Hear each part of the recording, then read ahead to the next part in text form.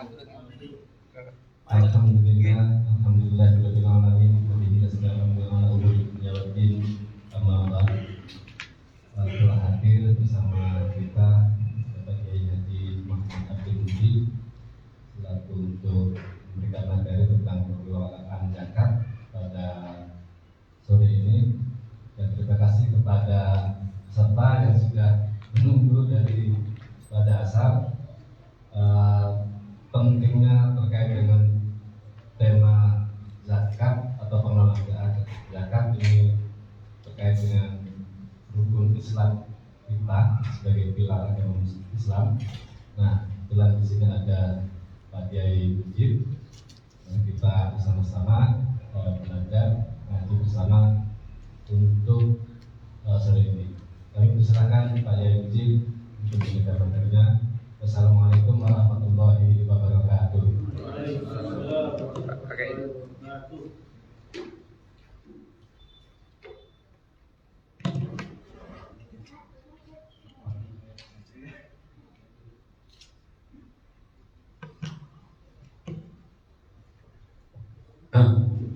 Assalamualaikum warahmatullahi wabarakatuh. Alhamdulillah, salatu wassalamu ala rasulillah wa ba'du. Alhamdulillah, rahimahullah, jalan pengurus DKM masih hidayah yang rahimahullah, khususnya ini saudara saya yang kemarin Ciposuki. Bismillahirrahmanirrahim. Zakat itu ibadah yang mempunyai dua dimensi, dimensi vertikal dan dimensi horizontal. Jadi ada sisi ibadah, ada sisi nilai sosial. Tetapi bahwa nilai ibadah itu masih kuat. Mengapa? Para ulama itu menempatkan bab zakat itu di bab ibadah, bukan di bab muamalah. Itu menunjukkan betapa pentingnya zakat ini, dan itu dinilai ibadah. Karena ibadah, maka semua ulama sepakat ibadah itu harus memakai ilmu. La tasikhul ibadah bidunil ilmi.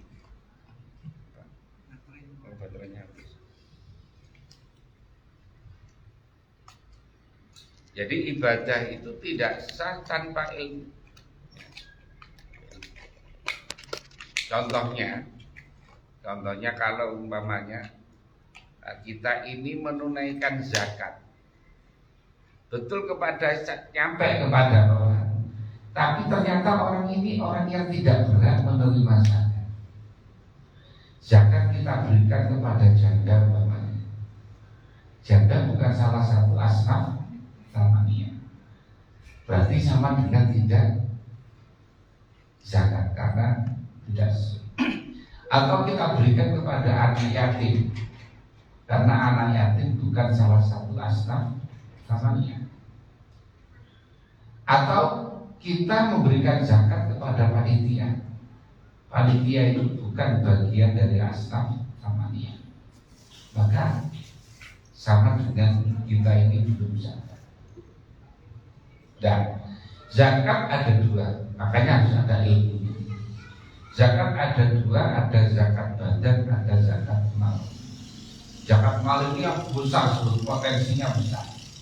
Ada juru pertanian, ada thimar buah-buahan. Kalau juru pertanian di sini mungkin tidak ada, tanahnya habis, ya tanami rumah namanya. Udah 2 bulan juga tidak ada. Kalau ada anggur itu paling hanya untuk hiasan, orang punya 2 atau 3 batang. Yang ada adalah nakdan. Nakdan itu adalah emas perak. Orang kalau punya menyimpan atau punya emas senilai minimal 85 gram dan sudah 1 tahun, maka wajib dizakat. Tapi yang bukan perhiasan. Kalau seorang istri mamanya punya perhiasan kalungnya 40 gram, ini 40 40 kakinya, 40 cincinnya, maka tidak wajib zakat karena itu adalah huli, karena itu adalah hiasan. Tapi kalau bapak-bapak maunya beli kalung, beli gelang, beli cincin, beli apa namanya mas anting-anting dan sebagainya, kalau senilai yang ada 85 gram emas maka wajib dizakati kalau sudah haul. Ya. Karena orang laki-laki tidak boleh pakai emas. Ya. Kalau punya simpanan, termasuk disamakan adalah orang punya simpanan duit deposito. Kalau sudah 1 tahun nilainya adalah 85 gram emas, kalau asumsinya per gramnya itu 1 juta, berarti senilai 85 juta, maka orang itu wajib zakat dan sebagainya. Yang termasuk harus dizakati yang ada di Depok ini adalah urut tijarah, yaitu perdagangan. Orang kalau niatnya jual beli, orang itu beli tanah tidak wajib zakat. Panjenengan beli tanah 10 hektar tidak wajib zakat. Menjual tanah tidak wajib zakat. Tapi kalau jual beli tanah wajib zakat. Panjenengan beli mobil Alphard umpamanya tidak wajib zakat. Menjual Alphard tidak wajib zakat. Tapi kalau jual beli mobil wajib zakat. Beda kan? Karena orang kalau niatnya mau beli saja, mau dipakai, ya tidak wajib zakat. Orang beli tanah, tanahnya beli 10 hektar. Kalau rencananya adalah mau bikin pesantren, mau bikin sekolah, mau bikin rumah sakit, maka tidak wajib zakat. Yang wajib zakat itu kalau niat jual beli. Orang punya warung kelontong, orang jualan beras, orang jualan minyak, orang jualan apa saja yang sifatnya jualan, ya. Kemudian sudah 1 tahun dan ada 1 nisab, maka wajib dizakat. Zakatnya berapa? 2,5%. Kemudian berikutnya adalah zakat profesi. Ya, zakat profesi. Profesi ini meskipun mukhtalafun fi, ulama berbeda pendapat. Tetapi yang kalau kita ikuti baik itu basnas, lazismu, dompet khilafah dan sebagainya, zakat profesi ada. Zakat profesi dikiaskan dengan nakdan tadi, dengan emas perak. Makanya kalau ada senilai 85 gram emas, gajinya 1 tahun, orang itu wajib zakat. Jadi asumsinya kalau orang itu tiap bulan gajinya 7,5 juta, kalau 1 tahun maka wajib zakat. Mengapa? Karena ada senilai 85 gram atau 85 juta. Maka ketika jumlahnya segitu wajib zakat. Dan itu adalah zakat profesi. Kemudian kalau zakat rikas itu dafinul jahiliyah. Jadi barang temuannya zaman jahiliyah, zaman dulu, zaman Sailendra, zaman Kalingga, zaman Singosari dan sebagainya. Kalau zamannya kerajaan Demak itu bukan rikas namanya, tapi lukotoh. Yang suka nemu aja kayak ngomali ini, nemu barang aneh-aneh itu, nah itu nanti wajib dizakat. Ya. Kemudian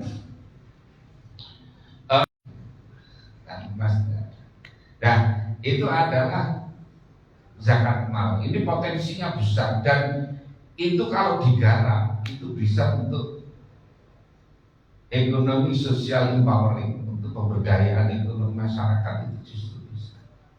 Nah, selama ini yang ditangani oleh kita ini, kalau yang swasta begini ini adalah zakat fitrah atau zakat badan, zakat fitrah. Ini kewajiban hampir setiap orang yang punya kelebihan makanan ketika Idul Fitri, orang itu wajib zakat. Walaupun lebihnya hanya 1 kilo, lebihnya hanya 2 kilo, orang itu wajib zakat. Ya. Hari ini hampir tidak ada orang kok ketika Idul Fitri tidak ada yang dimakan, itu tidak ada. Mengapa? karena sudah banyak dari berbagai sumbangan baik dari pemerintah maupun swasta. Jadi ini kewajiban hampir setiap orang, ya. Kecuali kalau itu gelandangan, tidak punya rumah, tidak punya lagi. Tapi kalau masih bisa ngontrak dan sebagainya, insya Allah ada wajib zakat, walaupun juga bisa menerima zakat. Zakat fitrah itu ada 5 waktu. Ada waktu jawaz, ada waktu wujub, ada waktu fadilah, ada waktu karohah, ada waktu hurmah. Waktu jawaz orang boleh membayar zakat itu mulai awal Ramadan sudah boleh. Jadi hari ini membayar zakat sudah boleh, tapi belum wajib. Waktu wujudnya adalah ketika ghurubu syamsi lailatul Idul Fitri. Waktu wajibnya itu ketika pas malam takbiran itu baru wajib.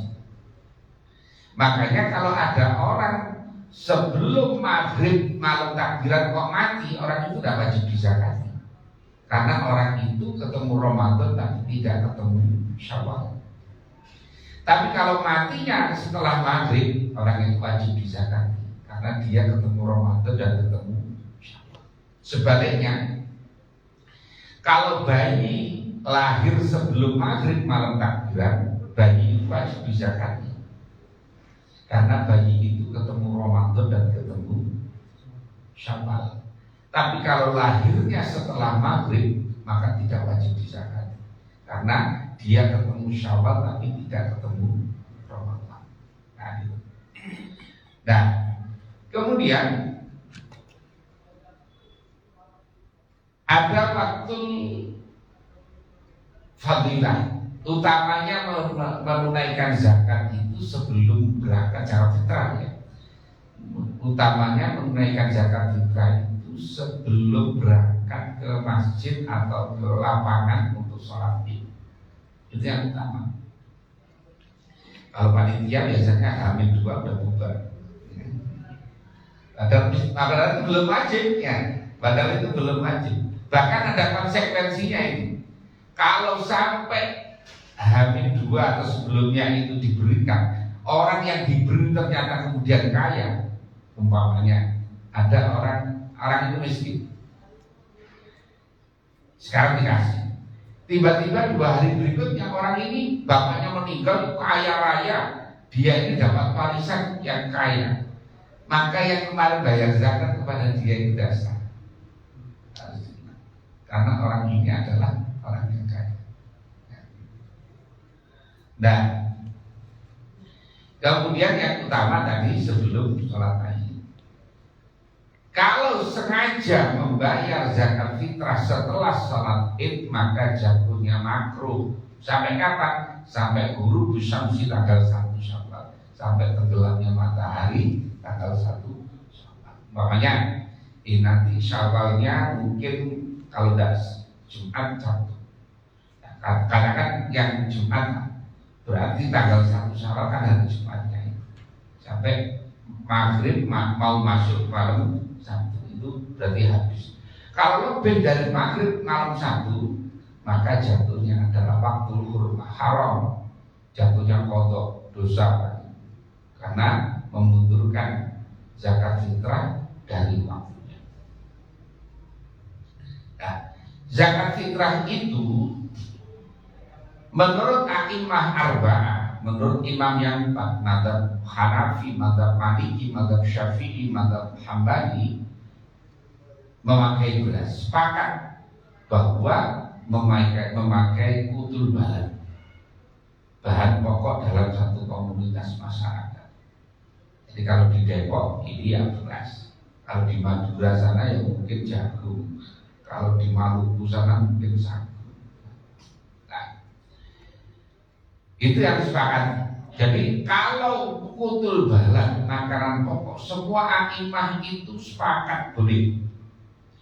Tapi kalau pakai kimah, pakai duit, satu-satunya dari imam 4 itu yang membolehkan adalah Imam Hanafi. Imam Hanafi. Nah, tapi persoalannya kita ini ikut imam siapa? Kalau kita ikut Imam Syafi'i ya jangan pakai duit, karena kita mazhabnya mazhab Hanafi. Kalau kita mazhab Maliki ya kita jangan pakai duit, karena Maliki tidak membolehkan pakai duit. Jadi mazhabnya mazhab, kalau kita mazhab Syafi'i ya pakai duit. Makanya dalam mazhab Syafi'i tidak sah orang zakat fitrah pakai kimah, pakai duit. Satu-satunya yang membolehkan adalah Imam Hanafi, ya, Imam Hanafi. Tapi Imam Hanafi itu ukurannya itu tidak, satu soknya itu berbeda. Satu sok itu kan zakat fitrah itu satu sok itu 4 mud, satu mudnya itu 6,75. Kalau kali 4 2,7. Kalau orang di sini itu pakai 3,5 liter itu sudah cukup. Karena apa? 1 liter itu 8 kali 3 2,4 ditambah setengah berarti 2,8. Maka sudah. Nah, kalau saya biasanya mensiasatinya, saya suruh begini, panitia ini kerjasama saja dengan warung beras, toko beras. Jadi akan taruh di luar. Yang penting jualannya tidak di dalam mas. Jadi orang datang kalau bawa duit biar beli beras. Dan itu panitia bisa cari untung. Umpamanya beras harga 40 dijual 45. Karena kalau edaran dari Basnas itu kan 45 ya, 45. Saya ada teman saya di Mainah itu bakaran beras itu banyak. Ya. Paket satu paketnya dia ngambil itu 40.000, jualnya 45. Paling dia masih dapat bagian itu. Boleh. Ya, boleh saja. Ya. Dan berikutnya, hendaklah beras yang dizakatkan, yang dibayarkan itu adalah kualitasnya adalah standar beras yang biasa dikonsumsi. Kalau panjenengan biasa mengkonsumsi beras yang harganya 15.000, maka jangan membayar zakat yang di bawah 15.000. Kalau yang lebih mahal boleh. Kalau yang biasa mengkonsumsi harganya yang 12.000, maka jangan yang di bawah dari 12.000. Kalau yang lebih mahal. Nah, sekarang panitia zakat yang dibentuk oleh masjid, oleh musola, oleh majelis taklim, oleh pesantren, oleh sekolahan adalah bukan termasuk amil. Karena amil itu adalah man istakmalahul imam ala akhdhi wa intomis zakah. Orang yang di SK oleh pemerintah untuk mengambil dan mendistribusikan zakat. Jadi yang amil itu adalah orang dapat SK, memang kerjanya 5 tahun itu dia mesti zakat terus. Tidak ada zakat fitrah, zakat mal. Yang fokusnya justru zakat mal. Ya. Jadi tiap hari yang berusaha. Nah, syaratnya berat jadi amil itu, ya, harus seleksi. Karena syaratnya itu kalau di dalam kitab itu harus zakaron, harus laki-laki, musliman, balighan, akilan, kemudian juga faqihan bi'aini zakah. Orangnya itu betul memahami mendalam dalam urusan zakat. Lah panitia zakat selama ini kan biasanya serabutan, ya. Serabutan. Orang tidak paham aja jadi panitia zakat. Kemudian tiap hari itu memang nangani zakat, digaji, dia dapat gaji dari urusi zakat. Nah kalau panitia bukan, panitia loh hanya paling dibentuk mulai tanggal berapa itu 10 Ramadan, H-2 sudah bubar. Maka itu bukan amil. Karena bukan amil, maka konsekuensinya banyak. Maka tidak boleh dapat bagian atas nama amil. Nah, Terus panitia itu siapa? Panitia itu adalah wakil dari pusat. Sekarang panjenengan saya tanya, kalau panjenengan bayar zakat kepada panitia itu sudah nyampe kepada musahid belum? Halo? Belum kan? Belum. Karena belum berarti panitia itu adalah wakil. Orang kalau bayar kepada amil itu sudah nyampe Pak. Karena amil itu salah satu sinfun min asnaf as-samaniyah. Tapi kalau panitia bukan, tidak ada nama shadaqatul fuqara wal masakin wal amilin wal panitia, tidak ada. Wal janda juga tidak ada, wal yatim juga tidak ada. Jadi panitia itu adalah wakil. Maka kalau wakil orang itu datang ke panitia itu kalau menunaikan zakat bukan niat bayar zakat. Dia ini mewakilkan Pak panitia, saya ini mewakilkan kepada sampean untuk menyampaikan zakat saya kepada yang berhak. Bukan bayar zakat. Salah. Ya karena itu adalah yadul amanah. Al-wakalah yadul amanah. Karena amanah Pak, maka panitia itu tidak boleh mencampur beras. Mengapa tidak boleh mencampur beras? Oh, tidak amanah namanya. Kayak kemarin bayar zakat ke saya panitia, harganya 15.000. Ini wajib tolong ini sampaikan kepada yang berat 15 yang harga. Oleh saya campur dengan yang harganya 7.000, 8.000, 9.000. Berarti saya tidak amanah. Yang pertama. Yang kedua, ini kalau saya campur itu, kalau ternyata orang yang bayar nanti juga dapat bagian dari sini, ini berarti berasnya belum nyampe kepada mustahik, kembali kepada umpamanya kayak kemarin, umpamanya atas nama apa, beliau akhirnya juga dapat, dia bayar campur.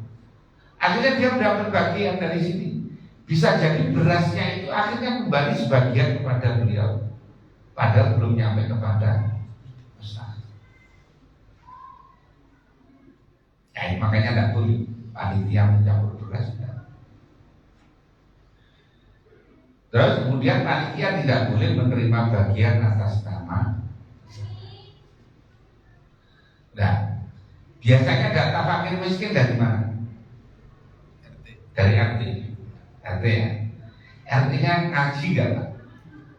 RT-nya ngerti siapa man huwal fakir, man huwal miskin, kira-kira ngerti gak?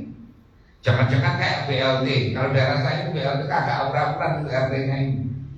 Ponakannya, menantunya, besarnya yang dapat itu. Lah kalau zakat kan tidak bisa begitu.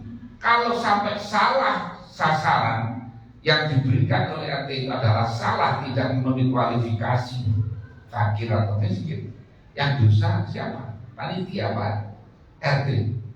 Ya dua-duanya panitia dosa, terus kemudian RT-nya juga dosa.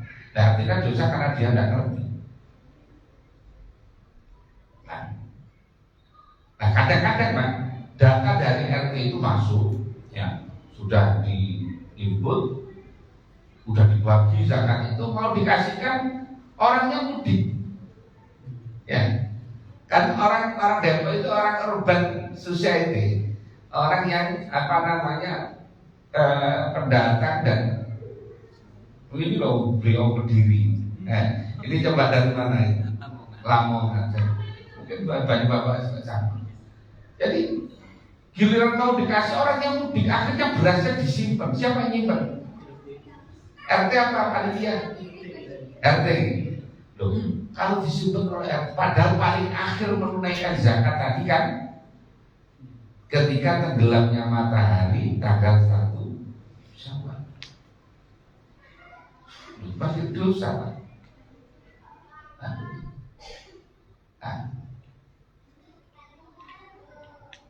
Jadi ini panitia gak dapat bagian ke malah dosa. Akhirnya berhenti semua jadi panitia. Nah, Nanti ada caranya Pak. Makanya ada pelatihan begini karena untuk mencari solusi supaya ada. Jam berapa ini? Masih lama Pak Dirjen? Kalau masih lama agak saya videokan, tapi kalau tidak lama saja. Jadi siapa yang dinamakan fakir? Fakir itu adalah nak jangan musik.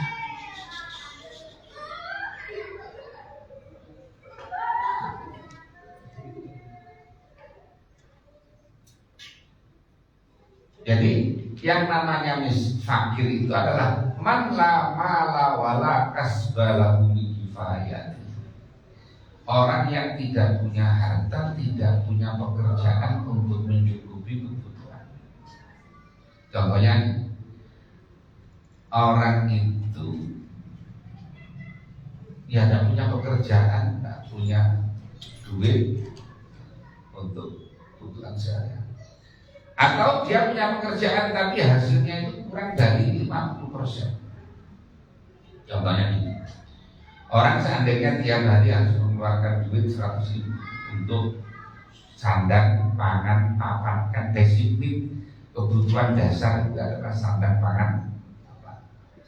Jadi untuk menyiapkan nyicil bayar kos-kosan, kemudian untuk air, listrik dan sebagainya, kemudian untuk makanan. Ya, umpamanya tiap hari dia harus mengeluarkan 100.000.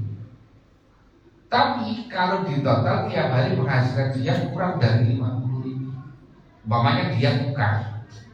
Tukang ini kan tinggal ada yang perintah yang mendak. Ya, kalau lagi ada yang perintah bisa jadi ya dia bisa menghasilkan lebih banyak. Umpamanya seharinya bisa 150.000. Hasilnya 150.000, tapi kemudian 2 minggu libur dan ada yang nyuruh, kan berarti nganggur.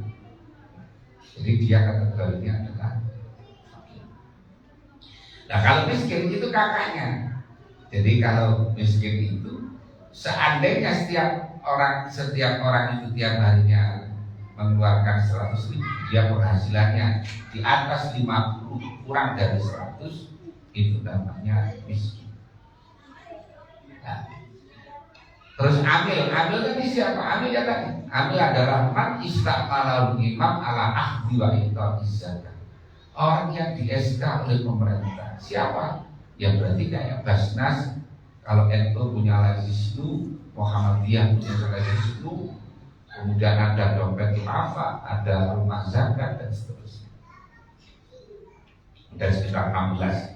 Selain itu, tidak boleh sebetulnya Pak. Panitia itu termasuk sebetulnya tidak boleh mengumpulkan harta itu, mengumpulkan zakat. Kena undang-undang, ya, undang-undang nomor berapa itu, undang zakat. Mestinya ada. Tapi karena belum menjangkau ke masjid-masjid, makanya kemudian panitia masih ada. Kemudian siapa yang dinamakan gharim?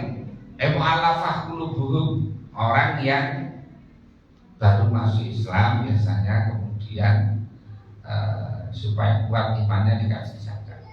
Tapi ya hanya tahun itu Pak, jangan tiap tahun dia kemudian minta atas nama mu'allafah qulubuhum. Mu'allaf terus, sudah 10 tahun masih mu'allaf terus, minta bagian zakat terus. Makanya pada zaman sahabat Umar itu tidak memberikan zakat kepada mu'allaf dulu. Katanya saya bilang, Umar, kamu kalau masuk Islam ya masuk saja lah. Kalau enggak juga ada apa-apa musuhan sama saya.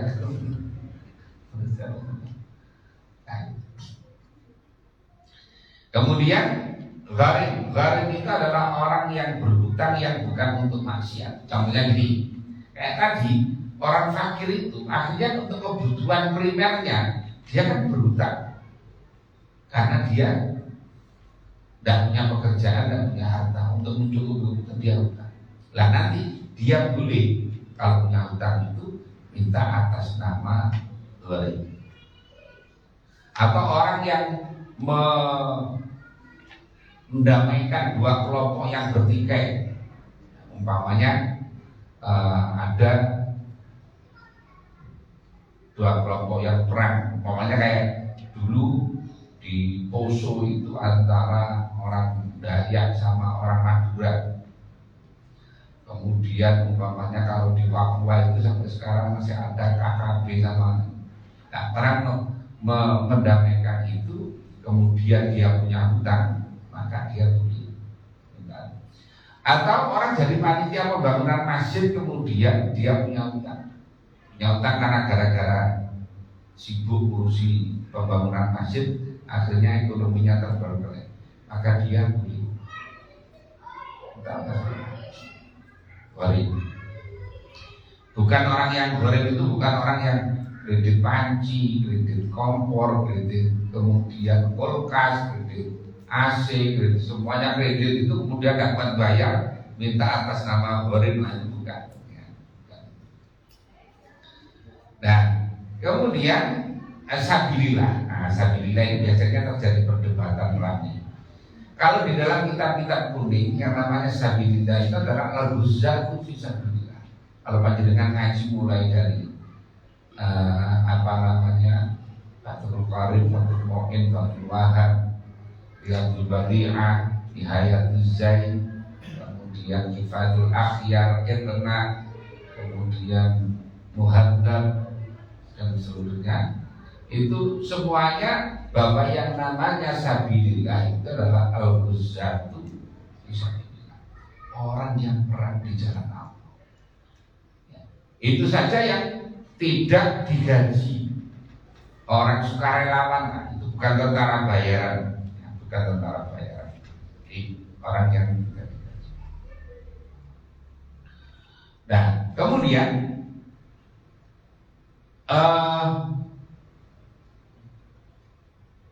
sekarang kalau di Indonesia sudah ada hal itu.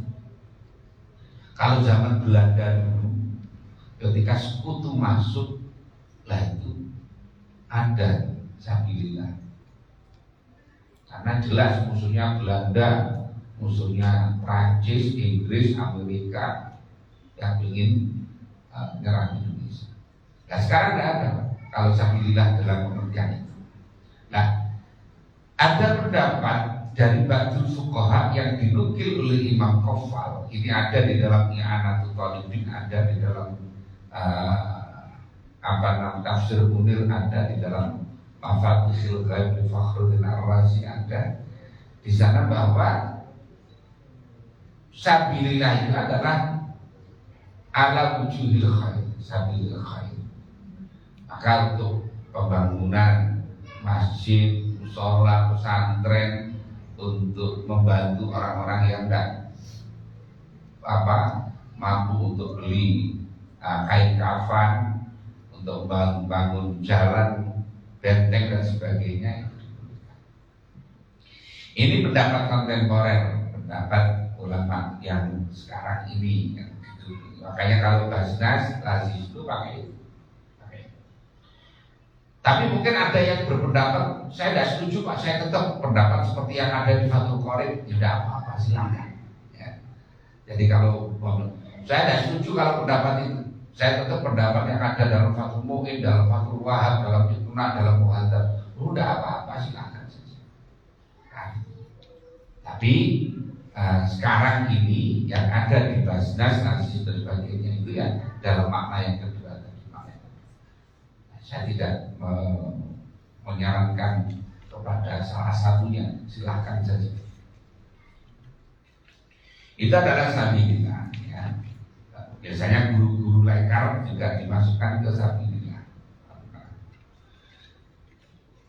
Saya pernah dialog sama Kiai Sepuh, pondoknya itu Kiai Sepuh, sangat saklek orangnya, kiainya, berang pegawai negeri saja tidak boleh. Orang jadi pegawai negeri suruh berhenti, duitnya syubhat. Ya, saya sempat dialog sama beliau. Saya tanya termasuk mengenai sabilillah, guru-guru itu, guru-guru lekar itu kira-kira boleh tidak boleh? Kalau miskin, berarti atas nama, bukan atas nama guru, atas nama miskin. Ya. Dan kemudian Ibnu Ibnu Sabil itu orang yang bepergian kemudian kehabisan biaya. Akhirnya pergi umpamanya ke Mekah karena di sana dompetnya hilang, HP-nya hilang, tidak ada kenalan. Kemudian minta zakat atas nama Sabilillah. Ibnu Sabil atas nama Ibnu Sabil. Nah itu nanti biar ada dialognya, saya singkat saja. Yang penting itu yang nomor 25, nomor 26.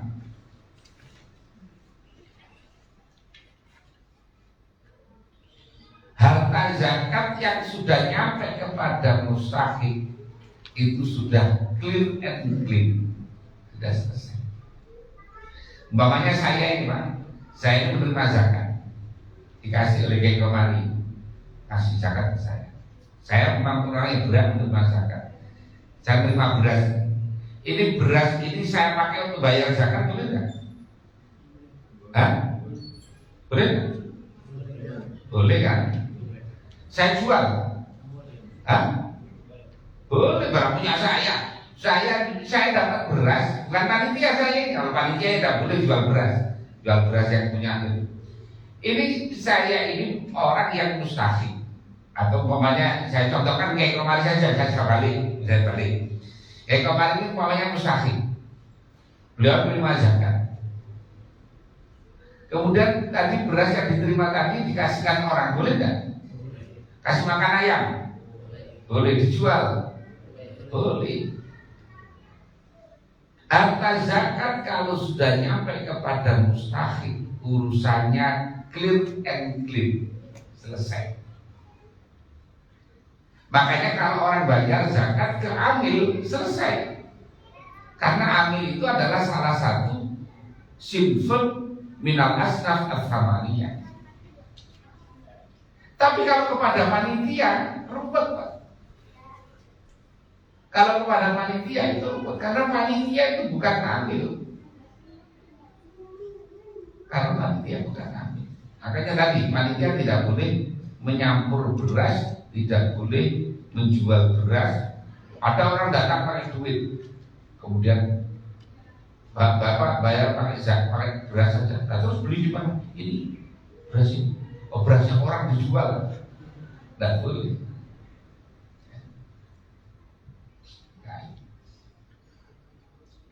Nah, kemudian itu kuncinya. Nah, kuncinya di sini. Kemudian orang yang mempunyai simpanan mencapai 1 nisab sudah haul maka wajib zakat.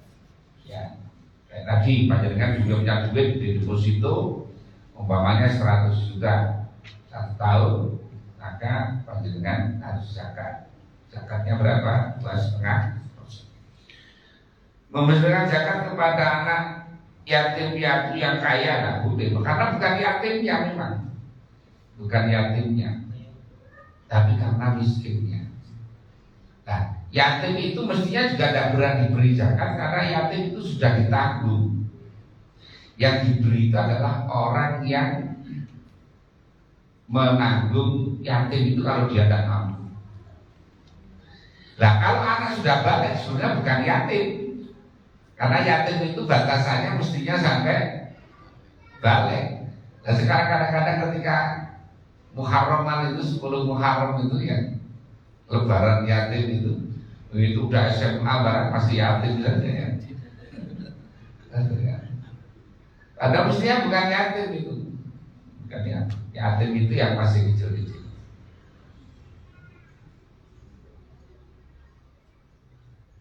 Kalau yatim jangan diberi zakat. Ya. Tapi kalau santunan boleh. Kalau ibunya dinafkahi. Dan 29 menurut Imam Ibnu Ujal diperbolehkan zakat kepada satu orang. Contohnya ini maksudnya yang wajib meratakan kepada seluruh asnaf itu adalah kalau amil. Tapi kalau bukan amil itu, maka boleh satu orang. Contohnya gini, panjenengan satu keluarga memberikan ya, punya tetangga yang miskin, zakatnya panjenengan, istri, anak-anak dikasihkan kepada tetangga yang tak mampu, boleh nggak? Halo guys, boleh. Udah lemes banget sih, udah lapar banget kelihatannya ya, kayak puasa subuhan begini. Jadi boleh. Jadi tetangga depan juga ngasih itu, boleh nggak? Sebelah kanannya ngasih itu, mamanya nih. Saya ini diberi oleh Ustaz PRW ini ya, kasih saya zakat. Terus yang sebelah kanan saya, ya, Koma juga kasih ke saya, boleh kan? Depan saya juga kasih, boleh. Jadi kalau bukan amil maka tidak berkewajiban untuk meratakan kepada asnaf yang ada. Tapi kalau amil wajib, makanya berat jadi amil, ya, jadi amil. Kemudian menurut Ibnu Rusdi dan Al-Lahmi, ini dari ulama mazhab Hanafi, mazhab Hambali. Ini yang membolehkan memberikan zakat kepada orang alim yang memang dia mengabdikan waktunya untuk ilmu. Kemudian menurut qaul sahih zakat diberikan kepada santri, boleh dengan syarat beberapa. Umpamanya ada santri yang tidak mampu, ya diberi zakat supaya dia fokus untuk belajarnya. Nah, kalau anak itu memang sungguh-sungguh belajar, tapi kalau di pondok dia kok tidur terus ya susah. 32 menurut jumhur ulama tidak boleh membayarkan zakat kepada ahlul bait, kepada ye itu sayyid, kepada syarif, kepada syarifah, dan harus zakat. Tapi kalau sedekah yang lain, ada habib-habib itu. Meskipun ada pendapat yang membolehkan, dulu dia tidak boleh karena dapat ghanimah, dapat khumus. Sekarang sudah tidak ada khumus. Silakan saja kalau ikut pendapat itu, tapi kalau menurut mayoritas ulama tetap tidak. Kemudian perhiasan sudah tadi 34 dalam hal perdagangan maka yang dihitung adalah modal dan keuntungan dalam 1 tahun. Jadi panjenengan kalau buka warung, Pak, punya toko, di situ jualan kelontong, macam ada beras, ada minyak, ada roti, ada macam-macam itu. Modalnya umpamanya 50 juta. Lah, bukanya mulai 1 Januari. Nanti pada akhir Desember hitung total asetnya itu. Selain meja, selain tempat, selain etalase, jadi barang yang dijual itu dihitung. Kalau total asetnya ada senilai 85 gram emas, maka wajib dizakat. Yang wajib dizakat itu modal dan keuntungan. Beda dengan kontrakan. Kalau panjenengan punya kontrakan 100 pintu, yang dizakati itu adalah hasilnya. Panjenengan kalau punya mobil direntalkan, yang dihitung adalah hasilnya. Tapi kalau jual beli, urdu tijarah, itu adalah modal dan keuntungan. Kemudian memberikan zakat kepada kerabat yang berhak menerima zakat itu boleh, bahkan lebih utama. Jadi contoh gini, panjenengan punya adik atau punya kakak yang sudah nikah sama, yang rumahnya beda, yang tidak dalam tanggungan panjenengan. Kemudian mereka itu, dia itu mamanya tidak mampu, termasuk kategori orang yang berhak menerima zakat. Panjenengan bayar zakat kepada adiknya tadi itu atau kakaknya, itu lebih baik, Pak, daripada kepada orang lain. Karena pertama bayar zakat, yang kedua adalah menyambung persaudaraan. Karena mereka itu mikir, nggak usah punya saudara kaya, nggak pernah ngasih ajangan. Ya. Tapi kalau ada, bahkan lebih utama. Zakat produktif diberikan kepada fakir miskin yang bersifat produktif. Jadi atau gini, kalau zakat itu berupa duit atau apalah, kalau dikasihkan secara natural itu kepada orang miskin, itu biasanya ya tentu orang itu tentu akan jadi mustahik terus, tidak akan berubah. Orang itu kan bahkan kalau sudah bahkan miskin itu ya dikasih duit banyak, itu bukan untuk usaha, beli HP akhirnya, beli HP untuk usaha, beli HP yang mahal, hanya gengsi-gengsian aja. Nah, makanya boleh amil itu memberikan zakat dalam bentuk pertama pelatihan orang supaya punya keahlian, umpamanya bikin bakmi Jogja, bakmi Aceh, atau caranya bagaimana bikin bakso model bakso Malang atau bakso mana lagi, atau bikin gorengan atau bikin apa. Setelah pada pelatihan berikan gerobak berikut dengan modalnya. Jadi orang itu ada usahanya. Kalau dikasih duit, ya kan diwakil udah lalu alhamdulillahirobbilalamin, habis duitnya itu. Sama dengan panjenengan, biasanya kalau 10 Muharram itu ngasih duit kepada anak-anak yatim, kira-kira untuk apa ya? Ini beli pulsa.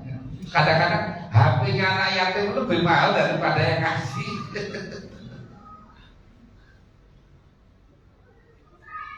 Dan memberikan zakat dalam bentuk beasiswa bukan boleh, tinggal baca saja. Yang terakhir ya, ini solusinya. Nah, ini solusinya, ini panjenengan harus. Solusinya adalah panitia itu sebetulnya jangan menerima zakat. Panitia cukup menyediakan mustahik. Umpamanya saya contohkan kayak gini. Umpamanya saya panitia. Ini Kiai Komaru umpamanya mustahik. Saya bilang Kiai, nanti panjenengan jadi mustahik menerima. Saya tulis saja. Orang bayar. Setelah terima Kiai nanti kasihkan kepada panitia. Jadi panitia yang nulis saja, bagian terima ya beliau, doa beliau pada. Nah setelah dikasihkan, setelah diterima dikasihkan kepada panitia. Lah kalau sudah diterima oleh mustahik, ini kan tadi kaidahnya, kalau zakat itu sudah diterima oleh mustahik, urusannya clear and clean, selesai. Nah gitu, sudah selesai. Karena sudah nyampe mustahik, oleh beliau dikasihkan kepada panitia. Nanti panitia akan memberikan sesuai dengan rencana program DKM. Makanya nanti fakir miskin dikasih sekian, guru-guru ngaji dikasih sekian, panitia dapat boleh. Beras dicampur juga sudah boleh kalau sudah nyampe kepada mustahik. Beras kalau sudah nyampe kepada mustahik dicampur boleh. Kalau tadi kasih makan ayam aja boleh, dicampur boleh, dijual boleh. Kemudian makanya dari panitia dapat bagian jadi boleh. Tapi setelah nyampe kepada, kalau belum tidak boleh. Kalau belum, kalau langsung kepada panitia maka beras tidak boleh dicampur. Kemudian dan lagi kalau data dari Pak RT tadi umpamanya kurang valid, kalau sudah lewat mustahik ini udah tidak ada masalah, tidak ada kekhawatiran. Tapi kalau masih lewat panitia, khawatir kalau sampai Pak RT salah verifikasinya, panitia itu dosa. Termasuk yang terlambat tadi itu. Kalau sudah nyampe kepada mustahik, diberikan kepada panitia bagi, yang dibagi kok mudik, dikasihkan nanti kalau sudah balik lagi, boleh. Karena sudah nyampe kepada mustahik. Tapi kalau belum, nah paham ya? Kesimpulannya pertama, kalau barang itu sudah nyampe kepada mustahik, urusannya clear and clean, selesai. Dan kemudian ini dikasihkan kepada panitia. Ini hanya mustahik sebetulnya. Seandainya dibawa pulang oleh Kiai Komaru, contohnya tadi, ya hanya dia. Nah, tapi jangan ditunjuk lagi kalau gitu ya, jangan ditunjuk lagi. Menambahnya, dites kan mulai pagi sampai zuhur, terima berapa? Kalau terima 20 kantong kan dibawa pulang semuanya, sudah jangan dites lagi. Saya sudah praktekkan hampir seluruh Depok itu, insya Allah tidak ada masalah. Nanti dikasih lebih banyak, yang bertugas itu, mustahik itu, umpamanya yang lain dikasih 10 kiloan, maka yang tadi yang dikasih lebih banyak, 20 kilo atau 30 kilo terus. Ini pengantar, ya, pengantar diskusi. Jadi monggo kalau ada yang mau ditanyakan, didiskusikan silakan. Assalamualaikum warahmatullahi wabarakatuh.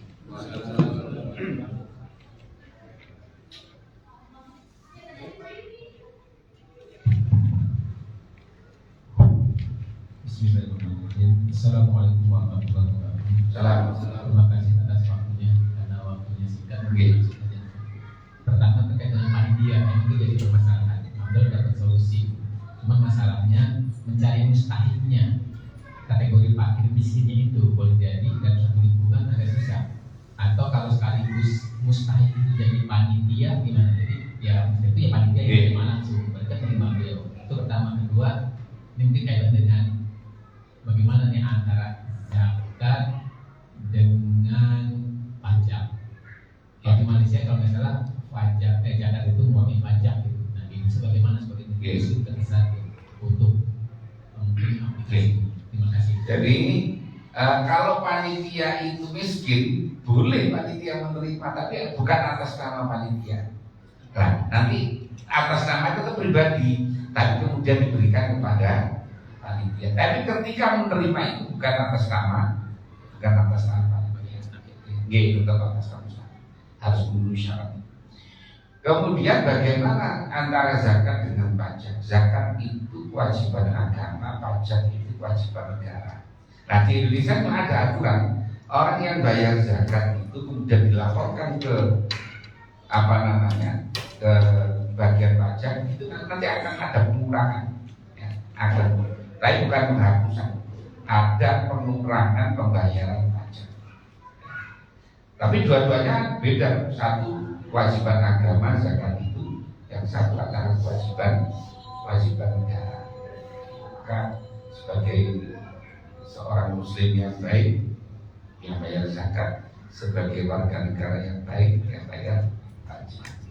Gak bisa satu aja ya? Bayar zakat. Zakat aja. Tadi ada pengurangan, kalau dilaporkan itu ada pengurangan. Oke, gimana? Sudah selesai? Apalagi ditambahkan, dilangsungkan setelah maghrib? Setelah maghrib boleh juga, setelah sholat kita teruskan. Udah belum? Udah maghrib belum? Oh. 1 menit. Ayo mau silakan. Satu pertanyaan lagi. Assalamualaikum warahmatullahi wabarakatuh. Pak Kiai, mohon maaf ada teman yang numpang hanya terkait ada solusi. Apakah itu katanya image-nya kayak ngakal-ngakalin? Itu aja. Ya, sebenarnya sama. Orang bayar lewat amil itu kan sama, langsung kepada mustahik. Sama semua ini sama. Jadi orang bayar kepada amil itu langsung kepada mustahik. Makanya boleh nyampur, boleh macam-macam itu karena langsung mustahik. Lah kita ini bayar langsung kepada mustahik itu sama. Jadi kalau kepingin nggak usah ngakal-ngakal ya nggak usah pakai panitia, yang langsung orang langsung bayar kepada mustahik. Sebetulnya itu kan panitia itu hanya koordinir saja sebetulnya, koordinir saja. Jadi bukan kok ngakal-ngakal, ya.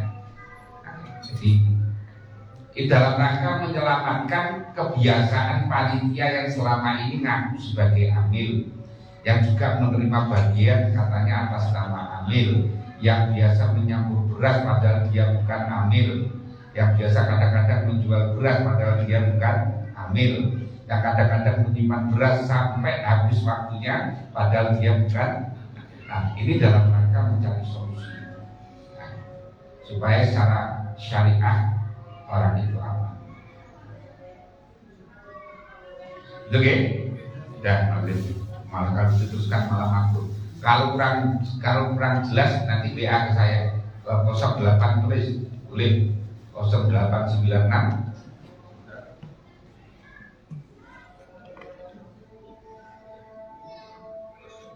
0896 43 878733.